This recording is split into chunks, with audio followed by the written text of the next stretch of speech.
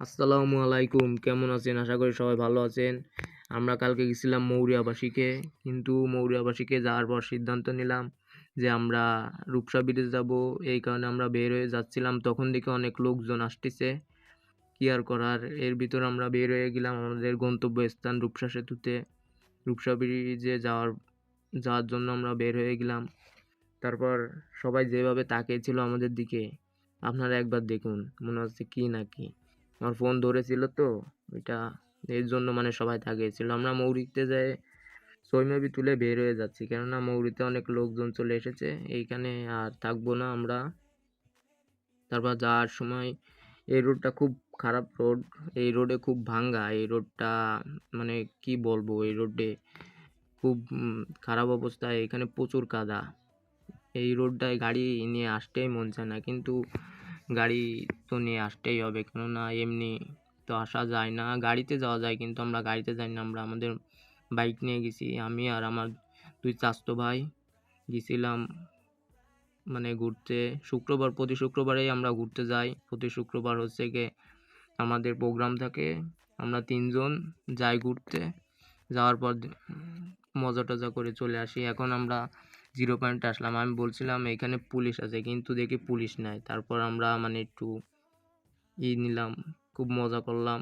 তারপর এই গাড়িটা খুব ধুলো হচ্ছে এই গাড়িটা দিয়ে, গাড়িটা খুব ধুলো করতেছে, কিন্তু আমি হেলমেট পরাছিলাম বলে আমি কিছু বুঝতে পারছিলাম না। কিন্তু আমার পিছনে দুই চাচাতো ভাই বলে, ভাই আস্তে যা প্রচুর ধুলো লাগে। কিন্তু আমি কি তা শুনি, ওদের একটু ধুলো খাওয়াচ্ছিলাম। তারপর আমরা এখান থেকে যাওয়ার পর সামনে যায় দেখে এক পুলিশের গাড়ি, কিন্তু পুলিশ আমাদের দিকে একবারও ফিরে তাকালো না। এখন পুলিশই খুব মানে অতটা কিছু বলে না। আগে যেভাবে মানে জামলা করতো, ওরা ফাও মানুষদের হয়রানি করতো, ফাও মানে দাঁড় করায় মানুষদের হয়রানি করতো। আর এই যে মোড়টা দেখছেন, এই মোড়টা খুব খারাপ মোড়। এইখান থেকে চারিদিক দিয়ে গাড়ি আসে, চার রাস্তার মোড় তো, যেখান থেকে সেখান থেকে গাড়ি হুটহাট করে চলে আসে, এটা খুব খারাপ একটা মোড়। তারপর আমরা আসলাম এই ব্রিজটা খুবই ভালো, ব্রিজের চারিদিকটাও খুব ভালো। এইখানে আমরা দাঁড়াই নাই, কিন্তু আমরা সামনে যাচ্ছিলাম। তারপরে এই যে রোড, এই রোডটা খুবই সুন্দর, কেননা দুই সাইডে গাড়ি যায়, মাঝখান দিয়ে মানে গাছপালা, খুব সুন্দর লাগে। এই দৃশ্যটা খুব ভালোই লাগে। এই রোডটা খুবই ভালো লাগে, কেননা দুই সাইডে গাড়ি যায়, মাঝখান দিয়ে গাছপালা, আরও খুব সুন্দর দৃশ্য। তারপর আমরা খুব আস্তে আস্তে যাচ্ছিলাম, কেননা আমাদের বাসা থেকে বললেছে খুব আস্তে আস্তে গাড়ি চালাতে।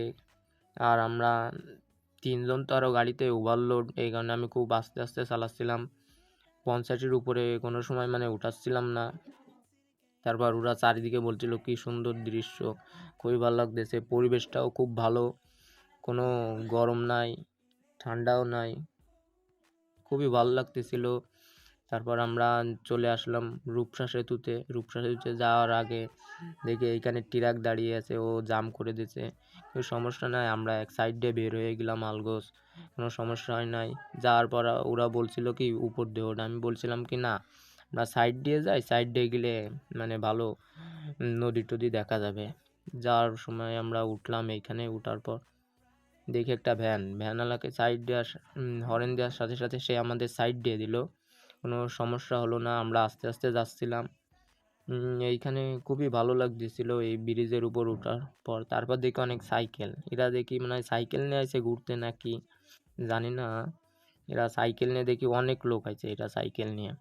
তারপর আমরা একটু সামনে যাওয়ার পর দেখি অনেক লোক, এইখানে শুক্রবার হলেই মেলা লোক হয়ে যায়, মেলা লোক হয় এই মানে রূপসা সেতুতে শুক্রবার হলে অনেক লোক হয়। তারপর আমরা গাড়ির হরেন দিচ্ছিলাম, ভাবতেছিল কি আমরা বকাটে পোলা মনে হয় আন্টিরা ভিডিও করতেছি, কিন্তু আমরা তো আন্টিরা ভিডিও করতেছি না, আমরা হরেন দিয়েছি মূলত সাইড দেওয়ার জন্য। কিন্তু আন্টি ভাবছিল কি ওনারে ভিডিও করতে, এই জন্য উনি বারবার ওই দিকে দাঁড়িয়েছিল। ওইটা কোনো সমস্যা নাই। তারপর কাকুরে বলছিলাম কাকু একটু সাইড দেন, আমরা বের হয়ে যাব, কিন্তু কাকু মোটে সাইডের জন্য। তারপর লাস্টে অল্প একটু সাইড দিল, আমরা তখন বের হয়ে গেলাম। বের হয়ে যাওয়ার পর আমরা সামনে যেয়ে গাড়ি থামালাম। তারপর আমাদের গন্তব্যস্থান শেষ। এই হলো আমাদের আজকের ভিডিও।